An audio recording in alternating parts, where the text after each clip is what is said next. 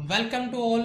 स्वागत है आप सभी का आरएसआर यूट्यूब चैनल पर। और हम आ चुके हैं अभी लाइव सिलेक्शन बेच की एक और धमाकेदार क्लास आपके सामने होगी, देख पा रहे होंगे। लेक्चर नंबर 59, टॉपिक आपका इलास्टिसिटी। आज नया चैप्टर स्टार्ट कर रहे हैं। 4 से 5 दिन बाद में ये क्लास आपकी हो रही है, क्योंकि मैंने बताया कि मेरा हेल्थ का इश्यू है। अभी भी उतनी ज़्यादा रिकवरी नहीं है, लेकिन चलो क्लास काफ़ी डिले, आपका नोटिफिकेशन आउट हो गया तो क्लास बहुत ज़्यादा ज़रूरी हो जाती है, इसलिए मैं आज ऑफिस आया हूँ 4 दिन से।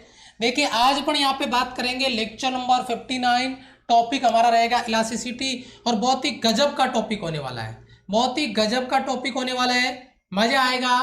पार्ट 1 करेंगे और जो भी चीज़ मैं यहाँ पे कॉन्सेप्ट के रूप में आपको क्लियर कराने वाला हूँ उसको फील करना है, उसको समझना है, ताकि उसकी वैलिडिटी परमानेंट हो जाए।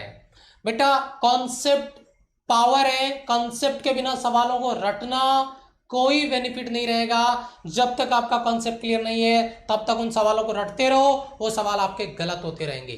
तो एक बार सारे बच्चे हाउस द जोश का रिप्लाई करेंगे कमेंट सेशन में जय हिंद लिखकर फटाफट से। और एक बार क्लास को शेयर कर दें, क्लास को शेयरिंग में कोई कमी नहीं होनी चाहिए। क्लास धमाकेदार होगी, कॉन्सेप्ट धमाकेदार होंगे। पहली बार इलास्टिसिटी टॉपिक को फील करोगे, ये गारंटी मैं आपको देता हूं। ठीक है बेटा? यस, शाबाश शाबाश शाबाश, यस। देखो बेटा आगे आते हैं। तो आज का टॉपिक हमारा रहेगा इलास्टिसिटी यानी प्रत्यास्थता। हम इसकी बात कर रहे हैं, इलास्टिसिटी टॉपिक की बात करेंगे। प्रत्यास्थता क्या होता है, स्ट्रेस क्या होता है, आपका रिस्टोरिंग फोर्स क्या होता है, इन सब पे बात करेंगे। धमाकेदार कॉन्सेप्ट होंगे, गजब के कॉन्सेप्ट होंगे। बस फर्क इतना है कि आप उसको समझते कैसे, किस लेवल पे समझते हैं। पार्ट 1 आज स्टार्ट कर रहे हैं, पार्ट 2 इसका कल करेंगे। 2 क्लास होगी इसकी। आज पार्ट 1 कर रहे हैं, कल ये टॉपिक आपका फिनिश हो जाएगा। आज जो चीज़ें बेसिक समझेंगे सीखेंगे उनका यूज़ कल होने वाला है, यानी कल की आज की क्लास बहुत अहम होगी, तभी आपको कल की क्लास समझ में आएगी।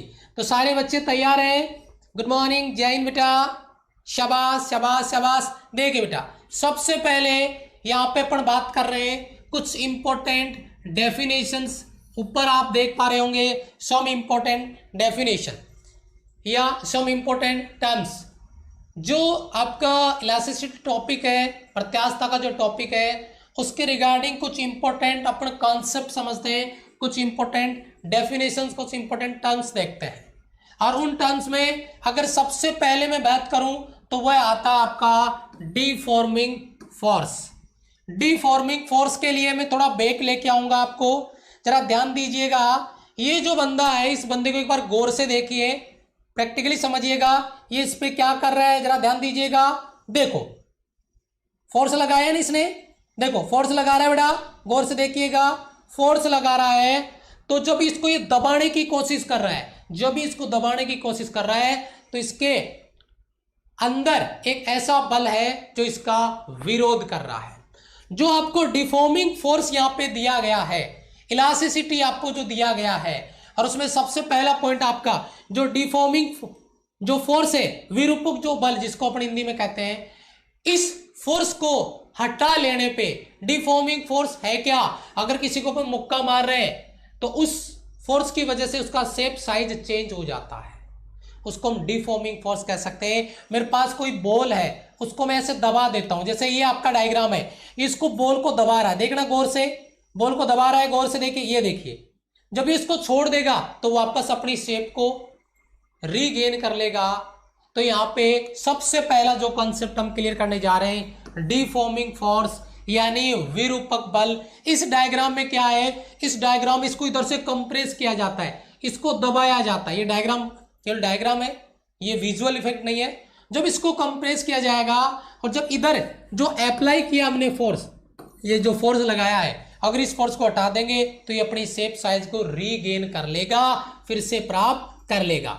ठीक है, जरा ध्यान दीजिएगा बेटा। तो डिफॉर्मिंग फोर्स यानी विरूपक जो बल है, प्रैक्टिकली तो हमने इसको फील किया, समझा कि डिफॉर्मिंग फोर्स है क्या, लेकिन अपन इसको नोट्स में कैसे लिखें ताकि जब अपन खुद पढ़ने जाए तो उसको समझ में आए।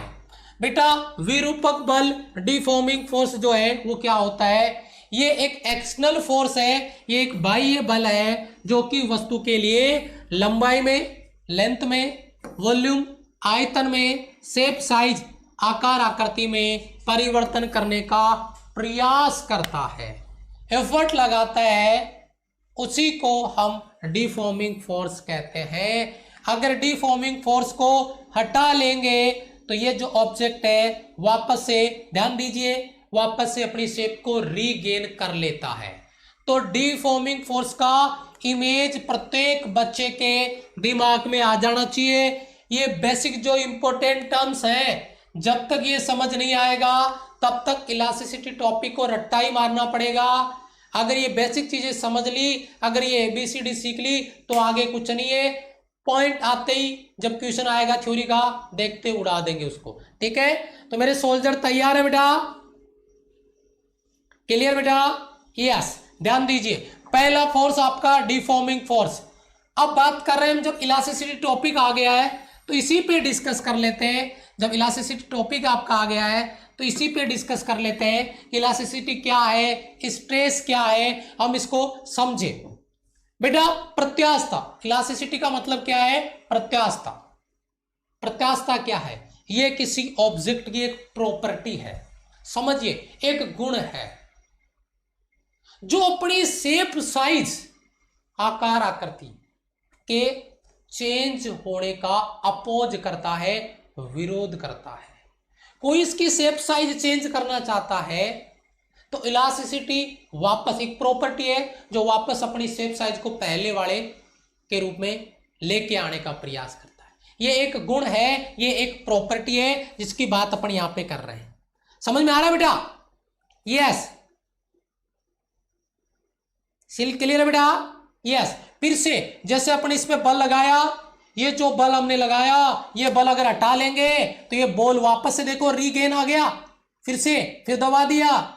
जब अप्लाई फोर्स हटा लेंगे तो ये वापस से पहले वाले में, देखो जैसा बॉल था वैसा का वैसा बॉल आ गया है। ये जो प्रॉपर्टी है यही इलास्टिसिटी है, यही प्रत्यास्थता है। बेटा जल्दीबाजी मत करो, ये कॉन्सेप्ट पावर अगर बनाना है, आपकी स्ट्रेंथ अगर कॉन्सेप्ट पावर है, दुनिया की कोई ताकत नहीं है जो आपको डिमोटिवेट कर दे, आपका सवाल गलत कर दे। इसके लिए थोड़ा सा कॉन्सेप्ट पे फोकस करिए, थोड़ा टिक के बैठिए, स्टडी पे फोकस करिए। बहुत कम टाइम बचा है एग्जाम से, तो जरा ध्यान दीजिए। तो देखो आपको नोट्स में क्या लिखना है, मैंने प्रॉपर्टी बता दिया, मैंने गुण बता दिया। आप अपने इसको नोट्स में क्या लिख सकते हैं? इसको फील किया कि इलास्टिसिटी एक प्रॉपर्टी है जो शेप साइज में चेंज का विरोध करता है और अप्लाई फोर्स हटा लेने पे फिर से अपनी साइज को रीगेन कर लेता है। ये चीज मैंने बताई। नोट्स के लिए मैंने क्या लिखा? इलास्टिसिटी, प्रत्यास्थता क्या है?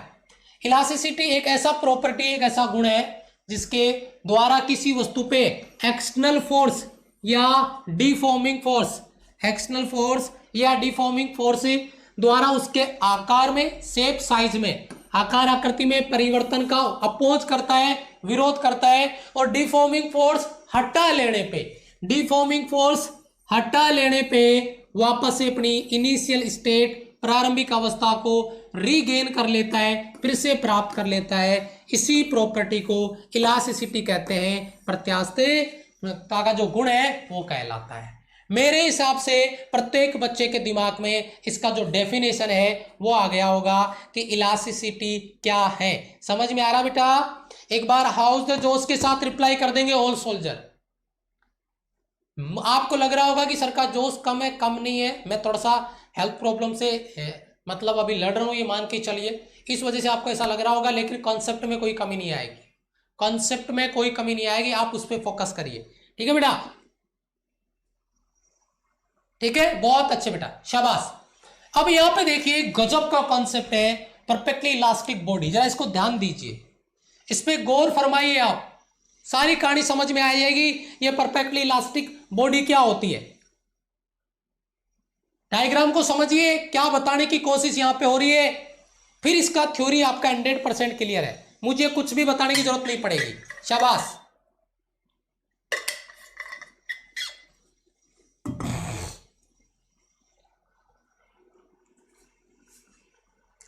टक्कर हुई, ध्यान दीजिएगा, इधर देखिए, चिपक गई है, ये दोनों बॉल चिपक गई है, ठीक है। अब ये दूर हो रही है, ध्यान दीजिए, ध्यान दीजिए, ध्यान दीजिए, ध्यान दीजिए।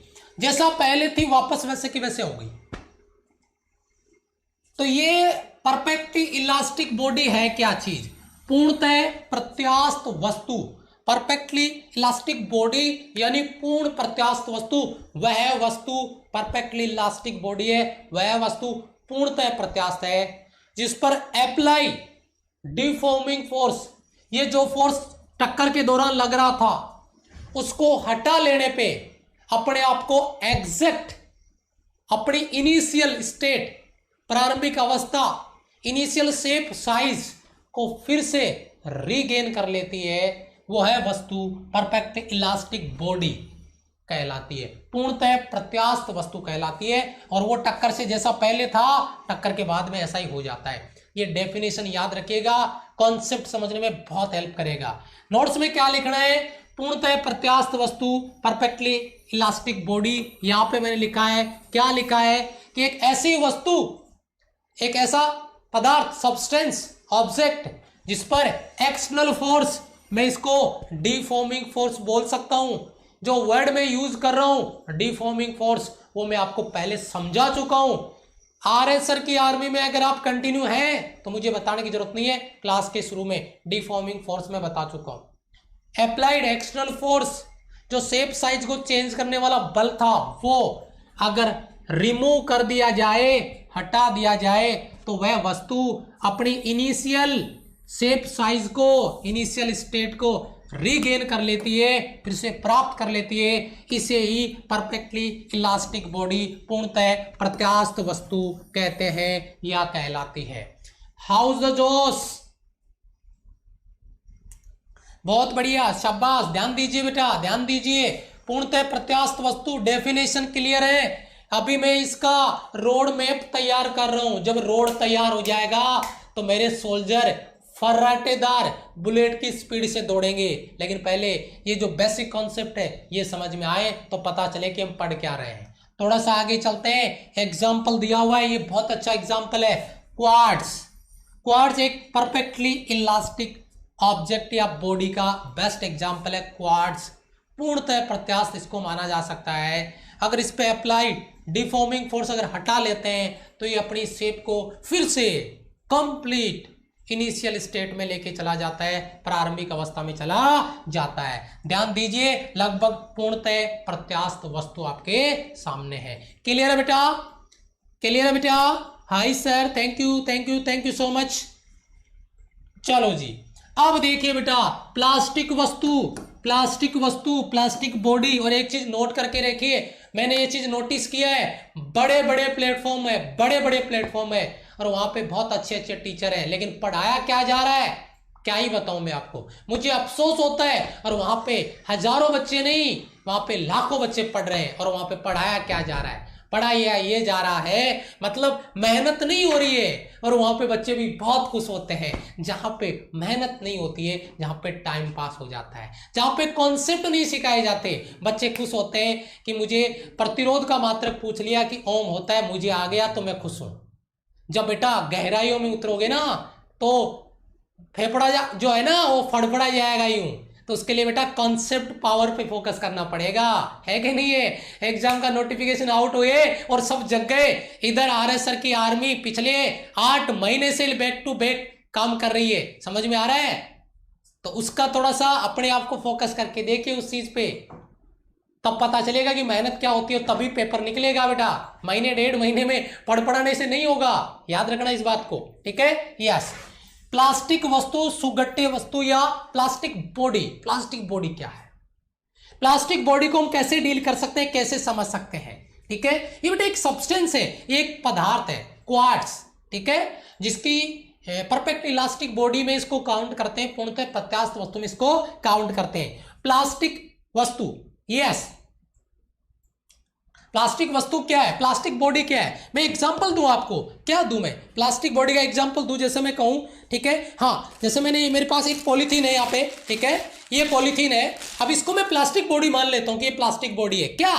मैंने इस पर डिफॉर्मिंग फोर्स लगाया, और मैंने इस पर डिफॉर्मिंग फोर्स लगाया और मैंने इसका हालत कर दिया ये वाला।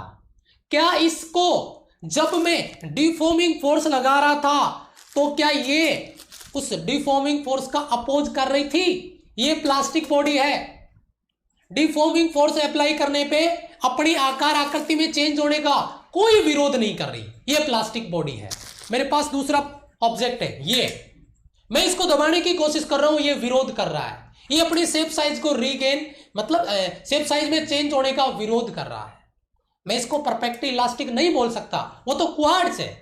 अगर मैं इस पे हथौड़ा मारूंगा तो ये पिचक जाएगा, वापस नहीं आएगा शेप में, लेकिन इसने विरोध तो किया ना, विरोध तो किया। लेकिन जो प्लास्टिक बॉडी होती है उसको समझिए, बस डेफिनेशन समझाने की कोशिश कर रहा हूं, टट्टा मारने से नहीं चलेगा काम। प्लास्टिक बॉडी जो डिफॉर्मिंग फोर्स का अपोज नहीं करे, उसका विरोध नहीं करे, ये कोई विरोध नहीं कर रही है, चाहे जैसा मैं इसको दबा रहा हूं। ये प्लास्टिक बॉडी है आपका। डेफिनेशन समझिए इसका, आप डेफिनेशन देखिए, प्लास्टिक बॉडी क्या है, ध्यान दीजिए इस बात पे। प्लास्टिक बॉडी वे वस्तुएं जिनमें विरूपक बल का विरोध, डिफॉर्मिंग फोर्स, ये शब्द मैं बार बार बोल रहा हूं, इसीलिए मैं कहता हूं बेटा कॉन्सेप्ट पे ध्यान दो, नहीं तो शब्दों का ही पता नहीं चलेगा, तुक्का कब तक लगाते रहोगे। याद रखना इस बात को, डिफॉर्मिंग फोर्स का विरोध करने का प्रॉपर्टी नहीं है, गुण नहीं है यार। चाहे जैसा इसको घुमा दो, चाहे जैसा इसको तोड़ दो, फोड़ दो, मरोड़ दो, ये प्लास्टिक बॉडी है जिसपे विरोध करने के लिए डिफॉर्मिंग फोर्स का प्रॉपर्टी नहीं है, गुण ही नहीं है, वह प्लास्टिक बॉडी कहलाता है, उसे हम प्लास्टिक बॉडी कहते हैं। बताइए, क्लियर है बेटा? क्लियर है बेटा? चलो आगे चलता हूं। मैंने ये बोला है कि रट्टा मारना बंद कर देना, दिमाग में बस इमेज होनी चाहिए, समझाने की कोशिश वो कर रहा हूं मैं, बाकी मर्जी आपकी है बेटा। डेफिनेशन हो गया बेटा, डेफिनेशन यहां पे भी है, ध्यान दीजिए, एग्जांपल दिया हुआ है, मॉम, वैक्स, वे वस्तुएं जो बाहरी बल को हटा लेने के पश्चात भी अपनी विकृत अवस्था में रहती है, वापस अपनी शेप साइज को रीगेन नहीं कर पाती, वही वस्तुएं होती है क्या? वही वस्तुएं होती है आपकी प्लास्टिक बॉडी। डेफिनेशन क्लियर है? विरोध करने के लिए गुण नहीं है, जो मर्जी है वैसे कर लो, अपोज नहीं हो रहा। अच्छा जी, अगर शेप साइज को चेंज कर दिया तो फिर से अपनी जो शेप साइज है उसको रीगेन वापस नहीं कर पा रही है, पहले वाले शेप में नहीं आ पा रही है, इसका मतलब ये प्लास्टिक बॉडी है। एग्जाम्पल आपको मोम का दिया हुआ है, प्लास्टिक बॉडी का एग्जाम्पल दिया हुआ है मोम, ठीक है। चलो अब आता है एक बहुत इंटरेस्टिंग फैक्टर, और बहुत इंटरेस्टिंग चीज है, जरा ध्यान दीजिएगा, समझने की कोशिश करिएगा। Internal restoring force, internal restoring force, आंतरिक प्रत्यानयन बल क्या है? ध्यान दीजिए बेटा, इतना समझाने के बाद मुझे नहीं लगता कि रिपीट करने की जरूरत है, तो आप पूरा फोकस करके समझिए बेटा, पूरी मेहनत लगा रहा हूं मैं, जिस हाल में यहां पे खड़ा हूं, अगर आप सामने होते तो पता चलता कि क्या हाल है, ठीक है। ध्यान दीजिए, इस बात को समझिए। तो परफेक्टली आप इंटरनल रिस्टोरिंग फोर्स क्या है? इंटरनल रिस्टोरिंग फोर्स एक वस्तु की वह प्रॉपर्टी है, एक वस्तु की वह गुण है, एक वस्तु का वह गुण आपको यहां पे दिया गया है, जिसको अगर मैं यहां पे बात करूं, ठीक है, जैसे मेरे पास एक ऑब्जेक्ट है, यहां पे एक ऑब्जेक्ट है मेरे पास, ठीक है, यस, ये ऑब्जेक्ट है, और इसको क्या कर रहा हूं, इसको मैं कंप्रेस करने का प्रयास कर रहा हूं, मैं इसको दबाने का प्रयास कर रहा हूं। ध्यान दीजिए, जो मैं इसको दबाने जा रहा हूं, मैं इसको ऊपर से दबा रहा हूं, इधर से, वैसे काफी थोड़ा टफ है, अगर मैं इसको दबाने जा रहा हूं, फोर्स अप्लाई करके दबाने का प्रयास जब कर रहा हूं, तो ये क्या हो रहा है, जब इसको दबाने का प्रयास किया जा रहा है नीचे, तो नीचे से एक बल लग रहा है जो उसको नीचे नहीं जाने दे रहा। ध्यान दीजिए, ये चीज और ये चीज, पुश डाउन कर रहे हैं, तो ऊपर की तरफ एक बल लग रहा है जो नीचे नहीं जाने दे रहा। जो मैं इसको ऊपर खींचता हूं, तो इसके नीचे की तरफ एक बल है जो इसको नीचे खींचेगा, चेंज नहीं होने देगा, आकार आकृति चेंज नहीं होने देगा, उसको बदलने नहीं देगा। इसका मतलब यह हुआ कि इंटरनल, अंदर का कोई बल है, जब आपने इसको ऊपर खींचा, पुल अप ऑन सरफेस, तो भैया नीचे की तरफ एक बल लग गया, और वही है आपका इंटरनल रिस्टोरिंग फोर्स। जब आपने दबाया, दबने नहीं दिया, जो इंटरनल रिस्टोरिंग फोर्स था, इसने वस्तु को ऊपर की तरफ धकेला, push down the surface, then internal, अंदर का एक बल, एक प्रॉपर्टी जो शेप साइज में चेंज होने का विरोध करता है, अपोज करता है। डेफिनेशन बताइए बेटा, डेफिनेशन बताइए, डेफिनेशन बताइए प्रत्येक बच्चा, क्लियर है? ये आपका पुश डाउन कर रहे हैं, पुश पुल अप कर रहे हैं, ऊपर की तरफ खींच रहे हैं, तो ये इंटरनल रिस्टोरिंग फोर्स उसका अपोज करेगा। जब इसको नीचे दबा रहे हैं तो वो बल ऊपर लगेगा। यही है आपका internal restoring force. Definition clear है तो आप अपने नोट्स में लिख सकते हैं। इंटरनल रिस्टोरिंग फोर्स यहां पे दिखा हुआ है क्या, कि जब किसी पदार्थ पे, वस्तु पे, ऑब्जेक्ट पे, बॉडी पे एक्सटर्नल फोर्स अप्लाई किया जाता है तो उसके अंतर आणविक बल के कारण पदार्थ के अंदर की तरफ एक आंतरिक प्रतिरोध उत्पन्न होता है, इंटरनल रेजिस्टेंस क्रिएट होता है, जिसे इंटरनल प्रतिक्रिया बल या इंटरनल रिस्टोरिंग फोर्स, प्रत्यानयन बल कहते हैं। यही चीज यहां पर आपको लिखी हुई है। जो अंदर जो आपके इंटरमोलिकुलर फोर्स है वो उसके शेप साइज का विरोध करते हैं और उसी विरोध का नाम है इंटरनल रिस्टोरिंग फोर्स, आंतरिक प्रत्यानयन बल। बहुत बढ़िया, क्लियर है बेटा?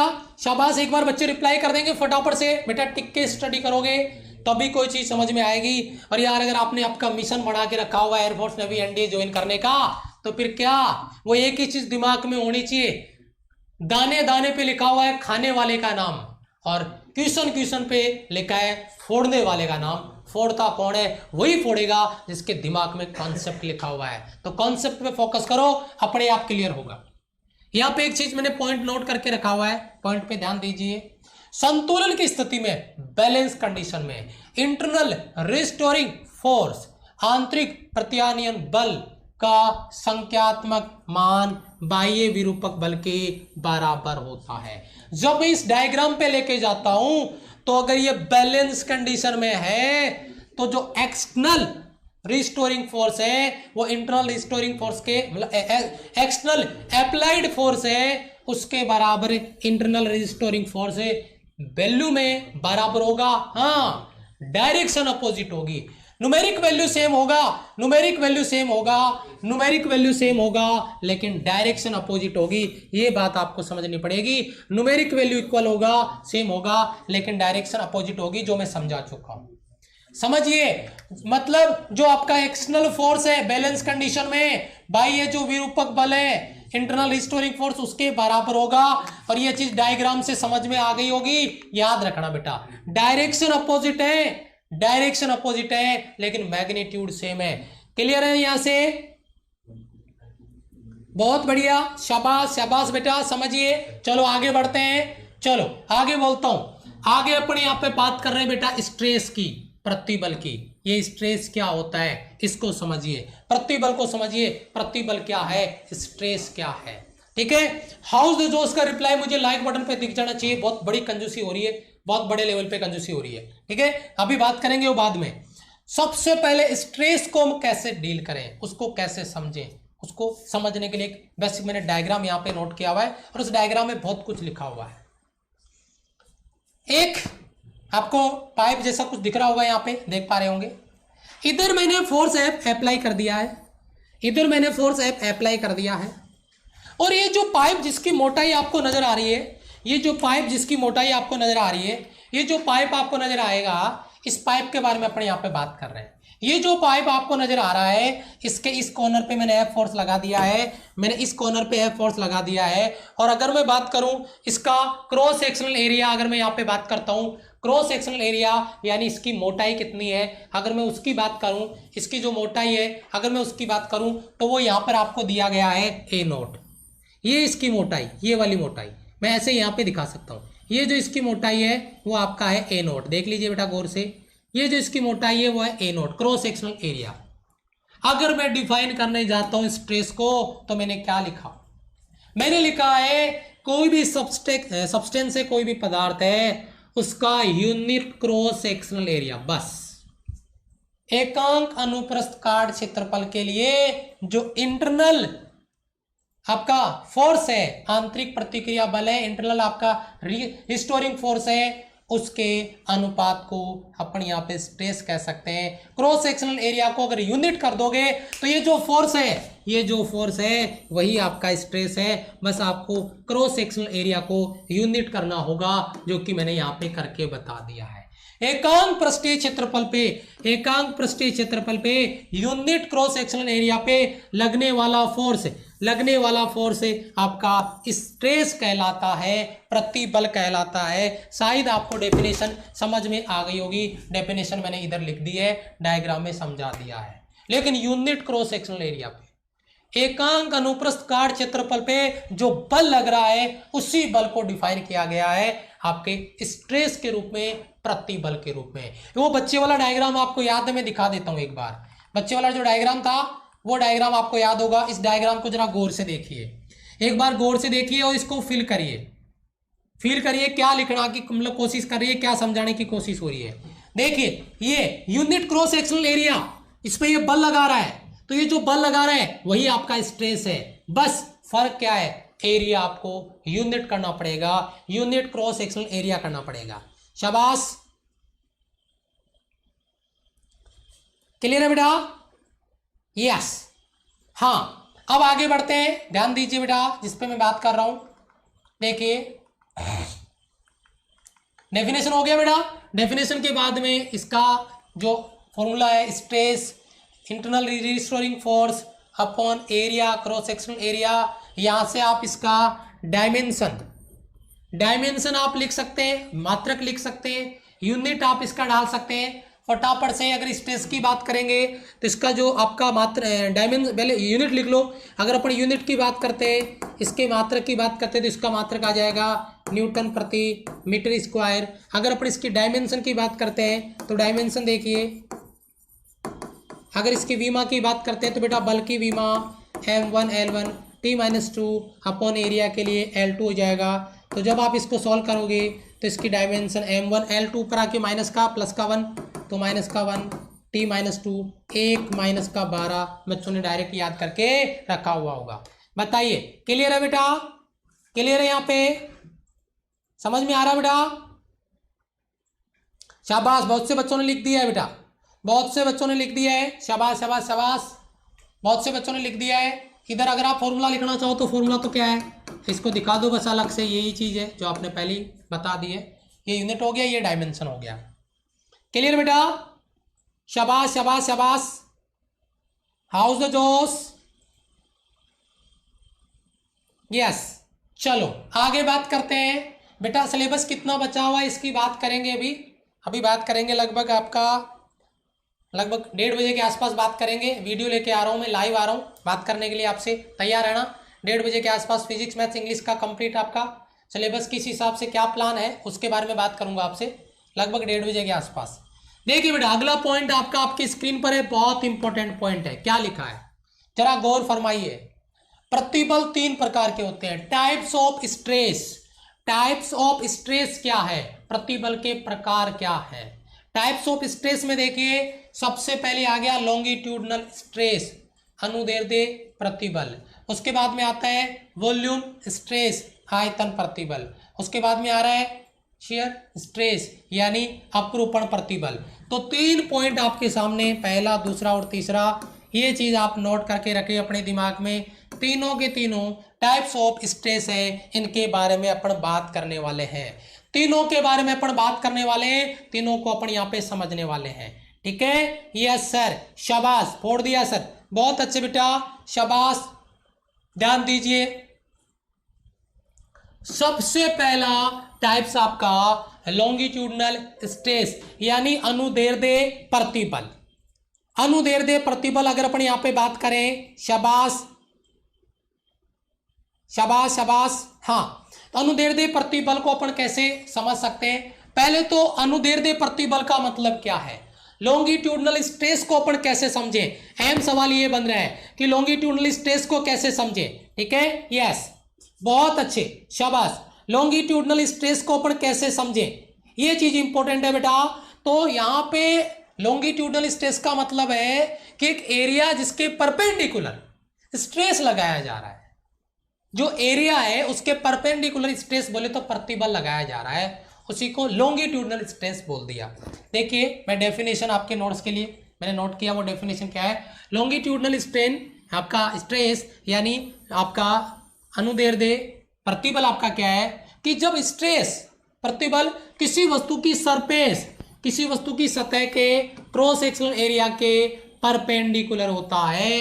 अगर कोई भी वस्तु है आपके पास, अगर कोई भी वस्तु है और उसका जो एरिया है उसके क्रॉस सेक्शनल एरिया के परपेंडिकुलर अगर स्ट्रेस लग रहा है, उसके लंबवत अगर प्रतिबल लगता है, तो ये आपका टाइप्स ऑफ स्ट्रेस में होगा लॉन्गिट्यूडनल स्ट्रेस यानी अनुदैर्ध्य प्रतिबल। जो यहाँ पर लिखा हुआ है लॉन्गिट्यूडनल स्ट्रेस आपका कहलाता है। अगर क्रॉस सेक्शनल एरिया के परपेंडिकुलर लगता है, उसके लंबवत अगर आपका स्ट्रेस ही लगता है। बताइए जरा ध्यान से बेटा एक बार,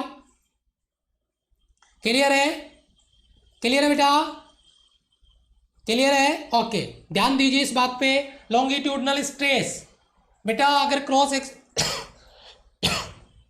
क्रॉस सेक्शनल एरिया के परपेंडिकुलर अगर लंबवत बल लगता है, तो इस प्रकार का जो आपका स्ट्रेस होगा वह लॉन्गिट्यूडनल स्ट्रेस होगा, अनुदैर्ध्य प्रतिबल होगा।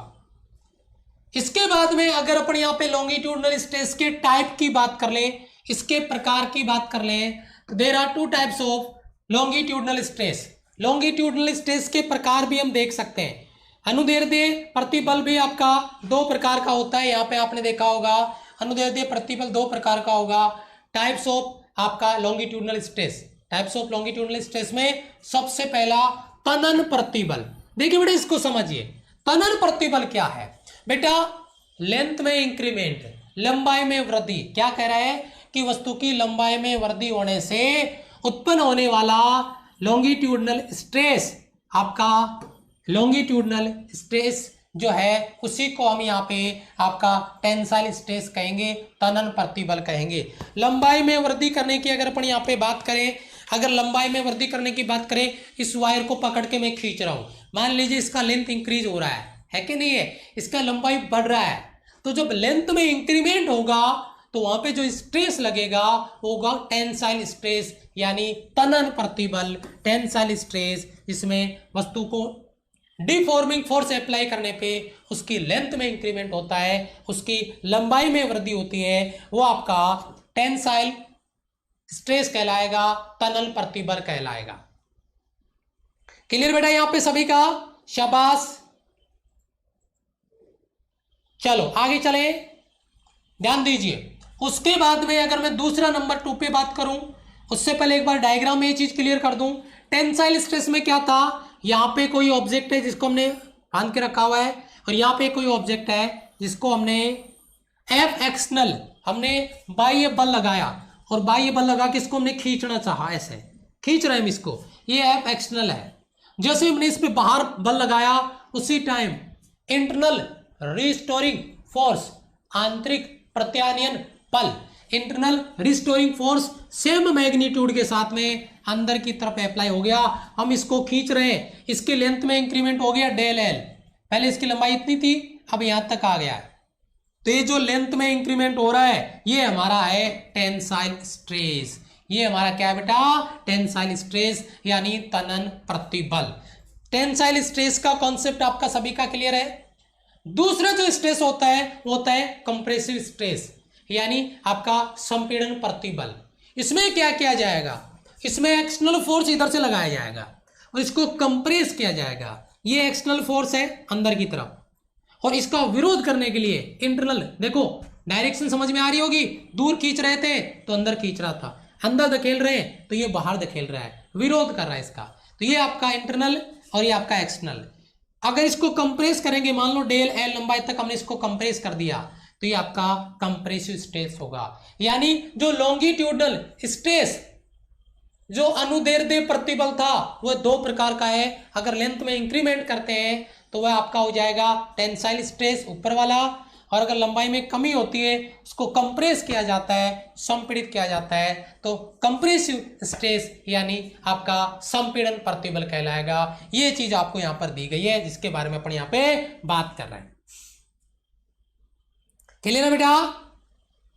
आगे चले, ध्यान दीजिए, दोनों की दोनों दूसरी डेफिनेशन और देख लो। ये टेंसाइल हो गया और ये कंप्रेसिव देख लो। कंप्रेसिव देख लो बेटा, संपीड़न प्रतिबल देख लो। वस्तु की लंबाई में कमी होने पर, लेंथ डिक्रीज करने पे, उसको कंप्रेस करने पे जो आपका लॉन्गिट्यूडनल स्ट्रेस है वही आपका कंप्रेसिव स्ट्रेस कहलाता है। कंप्रेसिव स्ट्रेस कहलाता है, उसी को हम कंप्रेसिव स्ट्रेस के रूप में डिफाइन कर सकते हैं अगर लेंथ में कमी आती है, अगर लंबाई में कमी आती है। तो ये आपका टाइप्स ऑफ लॉन्गिट्यूडनल स्ट्रेस। बताइए बेटा, क्लियर है प्रत्येक बच्चे का? प्रत्येक बच्चे का क्लियर है?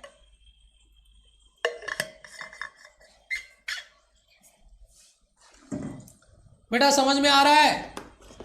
जो रेगुलर अपनी आर्मी को ज्वाइन करके रखा हुआ है, मेरे हिसाब से जो बच्चा शुरू से लेकर लास्ट तक क्लास में, ऐसा कोई सिंगल पॉइंट हो नहीं सकता जो उसको समझ नहीं आए। अगर वो पढ़ने ही क्लास में आया है तो जरा रिप्लाई करिए फटाफट से। क्लियर है बेटा? क्या बात है, अभी 700 भी क्रॉस नहीं है, बहुत बढ़िया कंजूसी चल रही है। वाह बेटा, शाबाश शाबाश शाबाश। चलो आगे आ जाओ।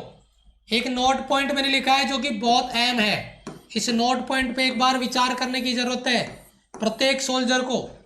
क्यों जरूरत है, जरा ध्यान दीजिए, नोट करिए इस बात को दिमाग में, समझ में आएगा इसका इंपॉर्टेंस क्या है।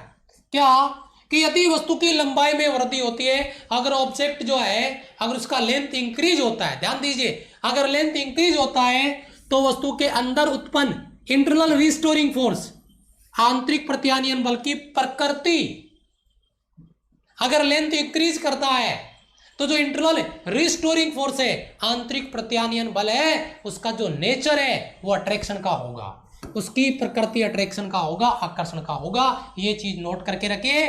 जो आपका टेंसाइल स्ट्रेस है, टेंसाइल स्ट्रेस लंबाई में वृद्धि कब होती है? टेंसाइल स्ट्रेस, जवाब आ सकता है, सवाल बन सकता है, जवाब देना पड़ेगा।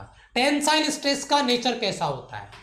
आपका तनन प्रतिबल अट्रैक्शन नेचर के लिए जाना जाता है, क्योंकि उसमें जो इंटरनल रिस्टोरिंग फोर्स है वो अट्रैक्शन नेचर का होगा, वो वापस खींचता है। जब आप वस्तु को बाहर की तरफ खींचोगे लेंथ इंक्रीज करने के लिए, तो जो इंटरनल आपका रिस्टोरिंग फोर्स है वो उसको वापस खींचता है अट्रैक्शन के रूप में। लेकिन नंबर 2 ध्यान दीजिए, अगर लेंथ डिक्रीज करता है, अगर लंबाई में कमी होती है, यानी उसको कंप्रेस किया जाता है, तो कंप्रेसिव स्ट्रेस आता है। और कंप्रेसिव स्ट्रेस में जो इंटरनल रिस्टोरिंग फोर्स है वो वस्तु को बाहर की तरफ धकेलता है, यानी रिपल्सिव नेचर का होगा, उसकी जो प्रकृति होगी वो प्रतिकर्षण की होगी। इस चीज को समझिए, समझना है, रट्टा नहीं मारना है, क्योंकि ये चीज मैं डेफिनेशन में डायग्राम में पीछे क्लियर करवा चुका हूं। क्लियर बेटा? समझ में आया? समझ में आया? समझ में आया? दोनों मतलब दोनों कॉन्सेप्ट है। टेंसाइल होगा वो अट्रैक्शन नेचर के लिए जाना जाएगा, और जो कंप्रेसिव होगा वो रिपल्सिव नेचर के लिए, प्रतिकर्षण के लिए जाना जाएगा। बताइए बेटा, क्लियर है? क्लियर है यहाँ पे सभी का? चलो थोड़ा सा आगे बढ़ते हैं, और अब आता है आपका टाइप्स ऑफ स्ट्रेस में, ये आपका आ गया बेटा वॉल्यूम स्ट्रेस, आयतन प्रतिबल। वॉल्यूम स्ट्रेस, अभी हमने लॉन्गिट्यूडनल स्ट्रेस देखा, इस पे स्ट्रेस क्रॉस सेक्शनल एरिया के परपेंडिकुलर था। हमने टाइप्स ऑफ लॉन्गिट्यूडनल स्ट्रेस भी पढ़ लिए, टेंसाइल स्ट्रेस तनन प्रतिबल, कंप्रेसिव स्ट्रेस संपीड़ित आपका स्ट्रेस प्रतिबल, दोनों प्रकार पढ़ लिए। अब दूसरा आपका टाइप्स ऑफ स्ट्रेस में आता है वॉल्यूम स्ट्रेस, यानी आयतन प्रतिबल। रेडी है सारे के सारे? शाबाश। लाइव क्लास का टाइम बेटा, लाइव क्लास का टाइम अपना रहता है 11 बजे से, है ना? और जो आपकी मैथ्स की क्लासें हैं उनका टाइम चेंज कर दिया गया है, उनका टाइम अभी 12 PM कर दिया गया है आज। और बाकी टाइम शेड्यूल सब कुछ क्लासों का वो मैं अभी आपसे डिस्कस करूंगा लगभग 1:30 बजे के आसपास, ठीक है? लाइव आ रहा हूँ पूरा शेड्यूल सिस्टम लेके। टारगेट 1 नवंबर, आपका 1 नवंबर टारगेट हम लेके आ रहे हैं, और टारगेट 1 नवंबर को लेकर फिजिक्स में, मैथ्स में, इंग्लिश में कौन सी क्लासें होगी, कैसे होगी, मैराथन क्लास कब होगी, पूरा शेड्यूल डिस्कशन करेंगे लगभग 1:30 बजे के आसपास, मान के चलिए आप 1:30 बजे के आसपास। तो तैयार रहना। पहले मैथ्स की क्लास होगी 12 बजे, इसके जस्ट बाद में मैथ्स की क्लास है, और यहाँ पे लाइव आऊंगा मैं और सारी चीजें डिस्कस करूंगा, ठीक है? लास्ट आपका जो 50 डेज है उनके लिए, और जो एक्चुअल में मेहनत होती है मैं उसी की बात करूंगा। ध्यान दीजिएगा, इस बात पे भी गौर फरमाइएगा, ठीक है? ध्यान दीजिए। चलो यहां पे देखिए पॉइंट बेटा, वॉल्यूम स्ट्रेस, आयतन प्रतिबल, आयतन प्रतिबल, यस। यस बेटा, बिल्कुल बिल्कुल, जैसे वो बॉल वाला कॉन्सेप्ट है ना, मेरे पास एक बॉल है और इस बॉल को मैं दबा रहा हूं इधर, दबा के, ये तो इसका बड़ा वाला साइज है, इसको दबा के बड़े वाले साइज से मैंने इसको छोटे वाले साइज में कन्वर्ट कर दिया, तो बताओ वॉल्यूम में क्या आ गई, कमी आ गई। लेकिन जब मैं इसको कंप्रेस कर रहा था तो इसका जो इंटरनल रिस्टोरिंग फोर्स था वो उसके वॉल्यूम में चेंज का अपोज कर रहा था, विरोध कर रहा था। लेकिन उसी दौरान उसके यूनिट वॉल्यूम पे, एकांक आयतन पे जो फोर्स लगाया जा रहा था उसी को आपका वॉल्यूम स्ट्रेस आयतन प्रतिबल के रूप में डिफाइन किया जा सकता है। ठीक है बेटा, ध्यान दीजिए इस बात पे। ओके, देखिए समझिए डेफिनेशन क्या है। अगर एक्सटर्नल फोर्स लगा के वॉल्यूम में कमी की जाए, वॉल्यूम में परिवर्तन किया जाए, तो उसके एकांक आयतन पे लगने वाला जो फोर्स है, यूनिट वॉल्यूम पे अप्लाइड जो फोर्स है, वही वॉल्यूम स्ट्रेस कहलाएगा, वही आयतन प्रतिबल कहलाएगा। डेफिनेशन आप अपने नोट्स में नोट कर सकते हैं, जो मैंने यहाँ पे नोट करके रखा हुआ है। किसी भी वस्तु के प्रत्येक तल पर समान मान के बल लगाने पे, समान मान के बल, देख लीजिए कितने फोर्स लग रहे हैं, सब नजर आ रहे होंगे, सेम मैग्नीट्यूड के फोर्स लगाने पे, समान मान के बल लगाने पे वस्तु के आयतन में, वॉल्यूम में चेंज होता है, परिवर्तन होता है। और इसी चेंज इन वॉल्यूम का अपोज करने के लिए, विरोध करने के लिए, उसके प्रति एकांक क्षेत्रफल पर आंतरिक बल को, मतलब उसका जो यूनिट इंटरनल आपका जो क्रॉस सेक्शनल एरिया है, आंतरिक क्षेत्रफल है, उस पर लगने वाला जो स्ट्रेस है वो आयतन प्रतिबल, ये टाइपिंग मिस्टेक है, प्रतिबल कहलाता है। इसका मान एकांक क्षेत्रफल पर आरोपित एक्सटर्नल फोर्स बाह्य बल के बराबर होगा और प्रत्येक स्थान पर बाह्य बल के विपरीत दिशा में होगा। ये जितना बल अपन अंदर से लगा रहे हैं, बाहर से बल लगा रहे हैं, उतना बल अंदर से बाहर की तरफ भी लगेगा। ये बात आपको समझाने की कोशिश हो रही है थ्योरी के रूप में, नोट्स के रूप में जो मैंने यहाँ पर लिखा दिया है। एक बच्चा कह रहे हैं क्लास डेली लिया करो, मैं आज 5-6 दिन से घर से यहाँ निकल के आया हूँ, समझ में आया, और जहाँ पर निकल के आया हूँ वहाँ पर भी अपनी रिस्क पे निकल के आया हूँ, समझ में आया। जिस हालत में मैं अभी पढ़ा रहा हूँ उस हालत में तुम पढ़ नहीं सकते, मैं तो इधर बैठ के पढ़ा रहा हूँ, फिर भी लैपटॉप वाली पूरी क्लासें ली है मैंने, समझ में आया। डेली क्लास बोल तो ऐसे रहा है जैसे यहाँ पे लाखों रुपए फीस जमा करवा के गया हो। यही रीजन है कोई टॉप लेवल का कंटेंट तुम्हारे को फ्री में नहीं देना चाहता। और जो बड़े बड़े प्लेटफॉर्म वाले हैं ना, वो इसीलिए बड़े बड़े प्लेटफॉर्म पे जिनके पैसे की कोई कमी नहीं है, फिर भी तुम्हारे को वो उस लेवल का कंटेंट नहीं देते जिस लेवल से तुम एग्जाम क्रैक कर लोगे, कभी नहीं। कंपैरिजन करके देखना, पता चल जाएगा हकीकत क्या है। जिस लेवल पे कंटेंट इधर मैं दे रहा हूं ना, करवा रहा हूं, समझा रहा हूं, पूरे यूट्यूब पे लालटेन लेके घूमेगा ना तो नहीं मिलेगा, और जिस दिन मिल जाए उस दिन बता देना। लेकिन मेहनत नहीं दिखती है, कमेंट करना होता है, कभी कर देंगे, कमेंट करके राजा बन जाएंगे हम, अजीब बच्चे हैं। तीसरा पॉइंट देखिए, अपरूपण प्रतिबल, शियर स्ट्रेस, यहां पे ध्यान दीजिए, समझिए इस बात को। अपरूपण प्रतिबल क्या है? ये दूसरा जो टाइप्स आपका स्ट्रेस था, वॉल्यूम स्ट्रेस कुछ खास नहीं है, आयतन में चेंज किया गया, वॉल्यूम में परिवर्तन किया गया और कुछ भी नहीं। लेकिन ये चीज बड़ी इंटरेस्टिंग है, यहां से बहुत अच्छे अच्छे क्वेश्चन बनते हैं जिसके बारे में अपन यहां पे बात कर रहे हैं। बहुत ही अच्छा कॉन्सेप्ट है। इसका प्रैक्टिकल समझने के लिए मुझे अलग से कुछ बताने की जरूरत नहीं है, आप यहीं पे समझ लो। एक बड़ा सा कोई बॉक्स रखा हुआ है और इस पे फोर्स लगाया जा रहा है ऊपर से नीचे, ध्यान दीजिए, डायरेक्शन देखिए, ऊपर से नीचे, ध्यान दीजिए। और ध्यान दीजिए, जब इस पे फोर्स लगाया गया तो इसको कंप्रेस कर दिया गया ऐसे, देखो देखो, दिख रहा है? यस, नॉर्मल स्ट्रेस, नोट करो इस बात को। और यहां पे कंप्रेशन हो रहा है, नीचे दबा दिया गया। अब ये जो बल लगाने वाला बंदा था, वो बल फोर्स डाउनवर्ड डायरेक्शन में नहीं लगा रहा, वो थीटा एंगल पे धक्का लगा रहा है इस तरफ। देखिए जरा गौर से, फोर्स का डायरेक्शन देखिए, फोर्स का डायरेक्शन देखिए, देखिए जरा फोर्स का डायरेक्शन, यस, ये फोर्स का डायरेक्शन। और इस वजह से ये जो आपका सेफ साइज था वो एक थीटा एंगल के साथ में इधर झुक जाता है, ये देखिए ये एंगल थीटा एंगल के साथ में इधर झुक जाता है, नीचे लिखा हुआ है शियर स्ट्रेन अपरूपण विकृति, जिसकी बात हम आगे करेंगे।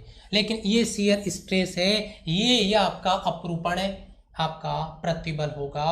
अगर सीधा कंप्रेस करेंगे ये आपका नॉर्मल स्ट्रेस है, लेकिन अगर इसको थीटा एंगल पे आगे की ओर झुका दिया जाए तो यहाँ पे जो स्ट्रेस होगा वो होगा शियर स्ट्रेस, जिसको हम अपरूपण प्रतिबल कह रहे हैं, या अपरूपण प्रतिबल कहलाता है। बताइए क्लियर है बेटा यहां तक? 793 लाइक्स, बहुत बढ़िया। 600 प्लस स्टूडेंट लाइव। 2021 के लिए एनडीए का पेपर ले सकते हैं। मैं आपको यही बात समझाता हूं बेटा, मैं फिजिक्स पढ़ाता हूं, मैं ये नहीं कहता कि ये एनडीए का है